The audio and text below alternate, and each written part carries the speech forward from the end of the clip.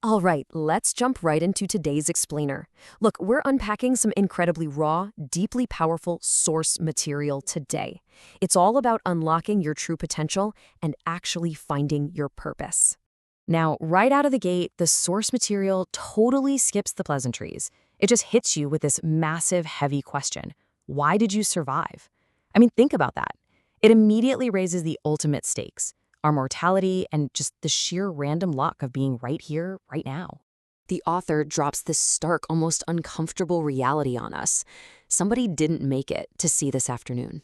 But you are not dead yet. There is literally still life left in you. So, regardless of whatever situation you're in right now, you have a 24-hour window today that someone else just wasn't given. And I get it, life can be incredibly tough sometimes. But the source defines a miracle super simply. It's you.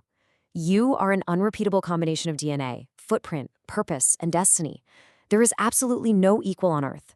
You are already inherently enough, and you're fully equipped to move forward. Which brings us to part 1, healing your past. Because before we can even start looking toward destiny, the text really insists that we address the trauma first.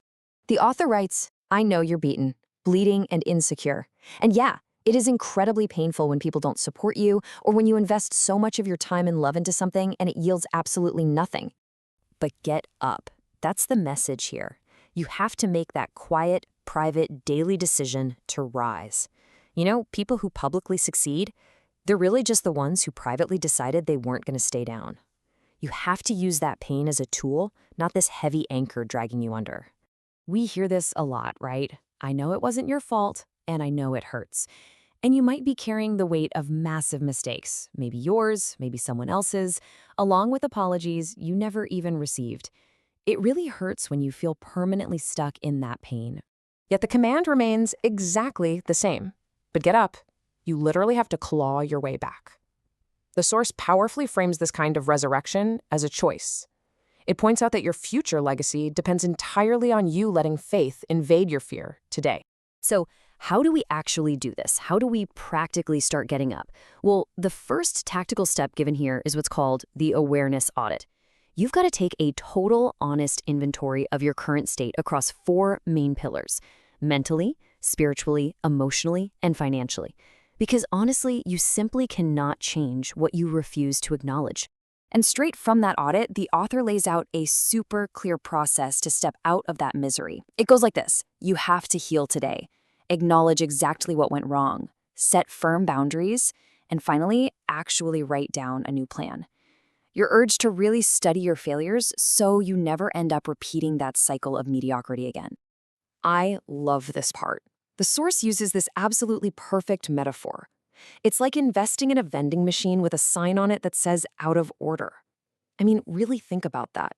We constantly drain our own energy by repeatedly investing in people, places, and past relationships that are completely broken and out of order. All right, moving right along to part 2, defeating the overthinking trap. So now that we've addressed the past, the text warns us to stop waiting for perfect conditions to arrive tomorrow. We lie to ourselves all the time, don't we? Saying we aren't smart enough or we aren't quite ready yet. We end up negotiating our way right out of amazing opportunities, just waiting for this perfect tomorrow that, let's face it, never actually comes. And that leads us perfectly into part 3, the 1% rule. Okay, so how do we break that paralysis? It really boils down to this single number, 1%. You absolutely do not need some massive, unachievable overnight transformation. You literally just need to be 1% better than you were yesterday. The author poses a great question. Can you level up just 2 millimeters more today? That right there is active progress. But getting there requires a major shift in mindset. We've got to stop comparing ourselves to everyone else's perfectly curated highlight reels on social media. Your only real competition is the person staring back at you in the mirror. Beating your past self? That is the only metric that actually matters. Which brings us to our final section, part 4, rise, grind, and purpose. Transitioning into those tactical, daily habits, it all starts with what's called the early morning edge. You wake up early, you let the emails and the world wait, and you get dialed into your calling. This quiet, kind of sacred window in the morning, That is where you connect deeply with the actual reason you're alive. And once you're up, the source outlines these daily mandates for destiny.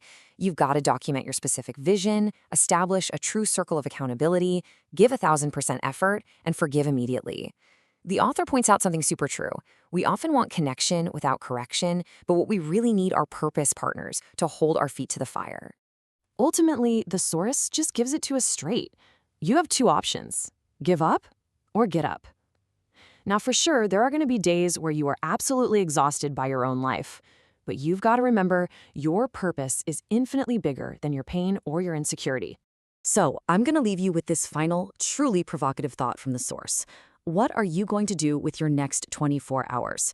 You have a brand new window of time that you didn't even earn, a day someone else didn't get to see. So, are you going to hit snooze on your life, or are you going to get up? The choice is entirely yours.